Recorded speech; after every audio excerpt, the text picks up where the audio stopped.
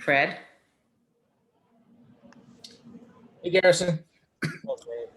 Can you, was that the biggest steal of your life? And can you just take us through those final few seconds, defending the inbounds and even just watching everything that went on? I mean, it was probably one of the biggest, moments for sure in my sports career. It all happened so quick. I saw my main guy was Joe Harris, and that I was guarding, and I saw KD was kind of left alone, and I don't know what he was doing. He turned around and the ball was right there. So I saw Russell on the wing and wide open. You got to make the right play, and he hit a big time shot, man. Big time shot by a big time player.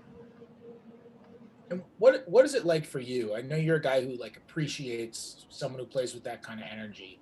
What is it like for you to play alongside Russell when he's showing that kind of energy? Say that again, I couldn't hear you. Yeah, what is it like for you to play alongside a guy who plays with that kind of energy when he's dominating a game like Russell did tonight? I've always grown up loving his passion and loving watching him play. His competitiveness and his fire is really some of the best fire and best competitiveness I've ever seen, and been able to play with. So it's incredible to watch, because I try to bring somewhat of that same fire, and just to watch him and his leadership coming with that. I mean, it's awesome to be able to experience and play with. David Aldridge?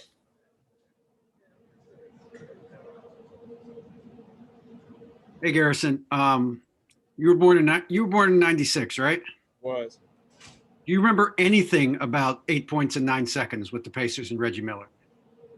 No, I don't. Have you seen it? Have you ever seen it on YouTube? I don't think so. That's the closest thing that I can recall to what you guys did tonight. But you said you wanted to make the right play, but you were open too. So I'm just wondering, in that situation, why was passing to Russ the right play? Well, I was falling out of bounds too when I caught the ball, and I had a guy closing out in Russell. I mean, he was wide open on a three. I mean, of course, it crossed my mind to shoot it, and I definitely thought about it. But when you got an all-star sitting on the wing wide open, I mean, you got to make the right play. Right. And you were here last year, and I just wonder, I know you guys from the win-loss perspective did not have the season you won it last year, but did this game feel more like the way you all played last year when you were really kind of wide open offensively? Yeah, especially because I'm always on the second unit, and when I do get in, and it definitely felt like it did a little bit last year, because we had some great games with the second unit last year, and it definitely felt more free flowing. The spacing was better, and we got a lot of guys everybody fights, but we got a lot of guys on the second team that play hard. I mean, Mo comes in and gave us a huge boost. He played super hard, and he's been out 3 weeks, so it's tough to come in and after being out 3 weeks, but he played great. You couldn't ask for a better game from Mo. He brings that fire, so when you bring that fire, it's contagious to the whole team. Matt Paris? Hey, Garrison, just curious, what did Russell say to you in that moment? Was it just screaming, or did he say anything to you? During the play? Yeah, after hitting the shot and after the steal.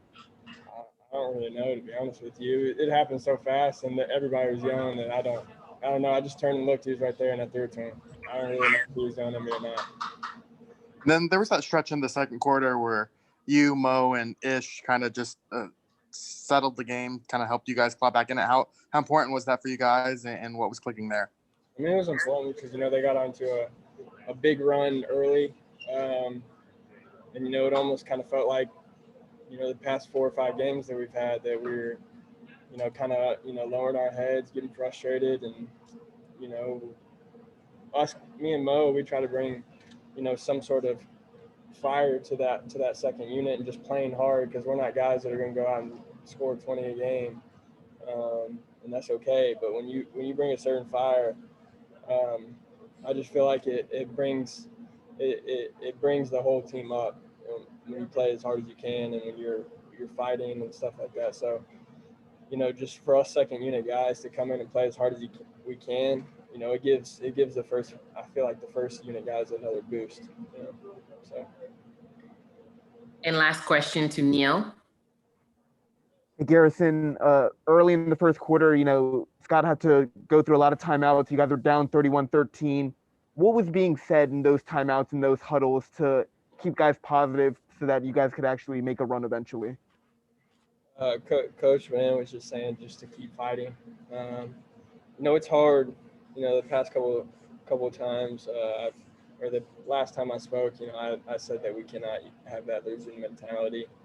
After losing 4 straight and then being down, what would you say, 31-16, whatever it was.